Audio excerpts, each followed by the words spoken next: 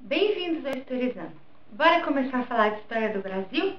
É claro que a gente vai começar com as primeiras intervenções portuguesas no Brasil, porque desde o vídeo então da expansão marítima, a gente viu que em 1500 o Pedro Álvares Cabral, durante uma viagem, chega ao Brasil.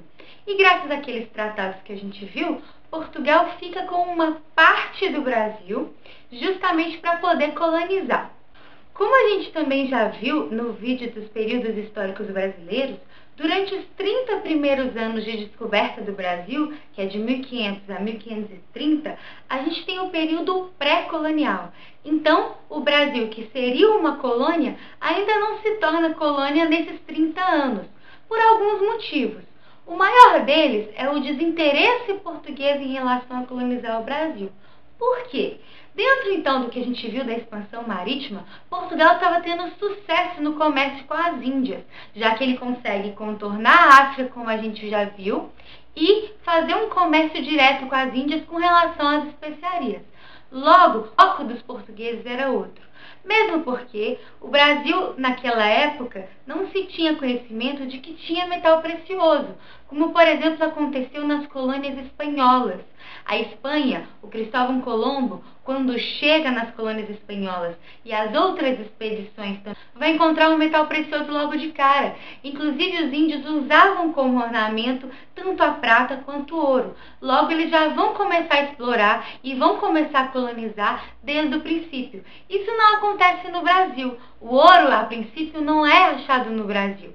Então, o único interesse inicial vai ser o pau-brasil.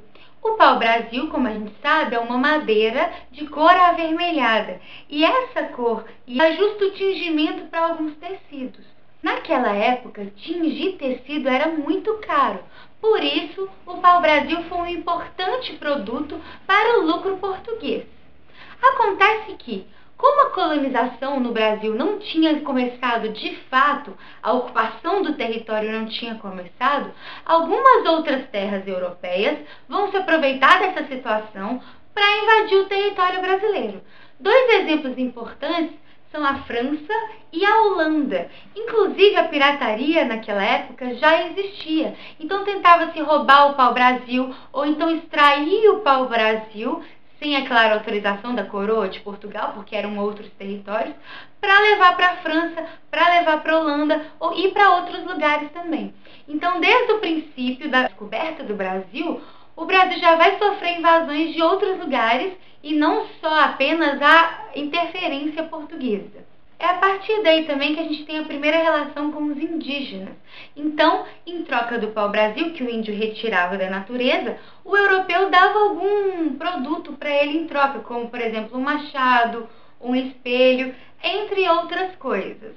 Lembrando que para o indígena o pau-brasil era apenas uma madeira. Então, isso a gente chama de sistema de escambo, de troca. Nesse período pré-colonial também tem a abertura de feitorias.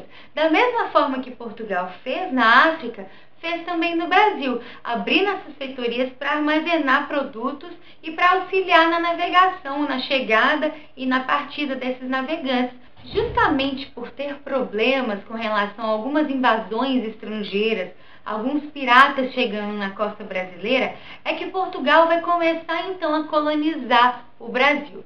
O primeiro sistema colonizador que foi feito no Brasil foi o sistema de capitanias hereditárias. Então, em 1533, Martim Afonso de Souza chega no Brasil justamente para dividir essas capitanias hereditárias, que são territórios perpendiculares em relação ao Tratado de Tordesilhas. Então, são grandes faixas de terras divididas como se fossem, então, pequenos estados. Cada capitania hereditária ia ter um capitão donatário, que como se fosse um governador para aquela região, para aquela faixa de terra. O capitão donatário recebe uma carta de doação e recebe o foral. A carta de doação é uma carta da coroa doando aquele pedaço de terra para o capitão donatário tomar conta. Então, o capitão donatário devia, é claro, explicações à coroa portuguesa. Lembrando que o capitão donatário era um particular. Então, ele tinha que investir o dinheiro dele na capitania hereditária, para a capitania hereditária dar certo. Dentro do foral, a gente tem os direitos e os deveres do capitão donatário. Os deveres, é claro, é cumprir todas as obrigações que a coroa portuguesa manda e, é claro, também ocupar aquela capitania hereditária. Dentro dos direitos, que são diversos, eu tenho, por exemplo, escravizar alguns indígenas com um número limitado, cerca de mais ou menos 29 indígenas. Você também teria o direito de distribuir pedaços de terras, que são as sesmarias. Então, a capitania hereditária, como era muito grande, o capitão donatário poderia doar um pedaço de terra, que são as sesmarias, e o sesmeiro que ia tomar conta daquele pedaço de terra. Lembrando que as sesmarias, como eram grandes latifúndios, é que começa então essa questão da distribuição de terra no Brasil. Então vamos parar para pensar. A capitania hereditária eram territórios enormes dentro de um lugar inexplorado. O que tinha no Brasil nessa época?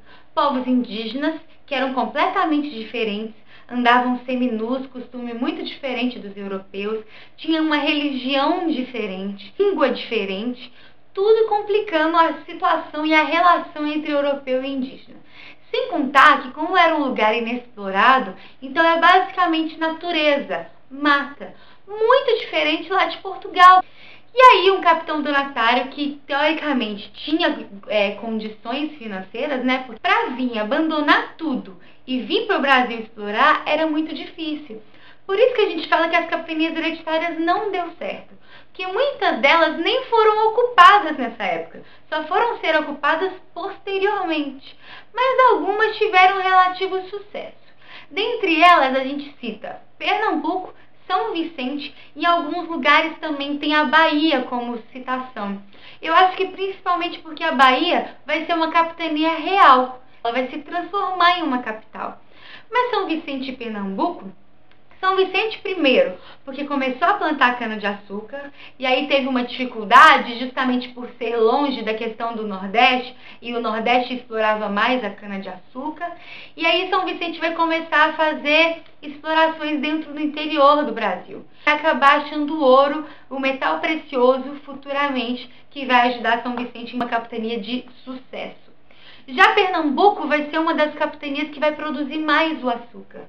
E aí, dentro de algum tempo também, Pernambuco vai ter um número de engenhos muito grande. E como então será que a Bahia se torna capitania real?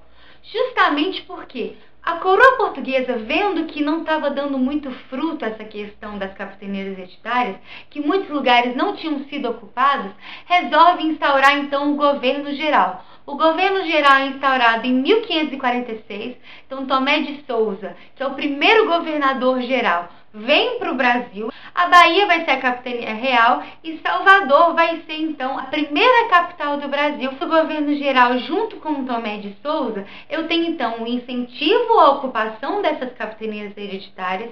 Inclusive Tomé de Souza vai visitar algumas. Além disso, eu tenho a fundação do primeiro bispado no Brasil. Então a igreja vai se instalar no Brasil. E como exemplo de instalação da igreja, eu também tenho a chegada dos jesuítas. Os jesuítas vão ser responsáveis pela catequese dos índios e, além disso, por instalar algum sistema educacional no Brasil, porque também não tinha. Então, a primeira forma de educação que teve no Brasil veio junto com os jesuítas. Dentro da chegada dos jesuítas, eu tenho um conflito, porque muitos colonos, muitos que exploravam a terra, queriam escravizar os indígenas. E os jesuítas queriam catequizar os indígenas, então proibia a escravização indígena. Dentro do governo geral, eu também tenho as câmaras municipais, que são órgãos regionais que vão cuidar das vilas. Então as vilas que se formavam junto uma câmara municipal para tomar conta daquela região. Os homens chamados homens bons é que eram eleitos vereadores, e esses vereadores faziam reuniões 2 vezes na semana, mais ou menos, para cuidar das leis e para cuidar do que estava acontecendo na vila. É claro que esses homens bons geralmente eram os que tinham posses, eram os que tinham terra e cuidavam dessas vilas. Por isso, as decisões que eles tomavam eram justamente voltadas para aqueles que também tinham posses, tendo então a manutenção de direitos e privilégios para esses chamados homens bons. É isso. Esse foi o princípio da colonização brasileira.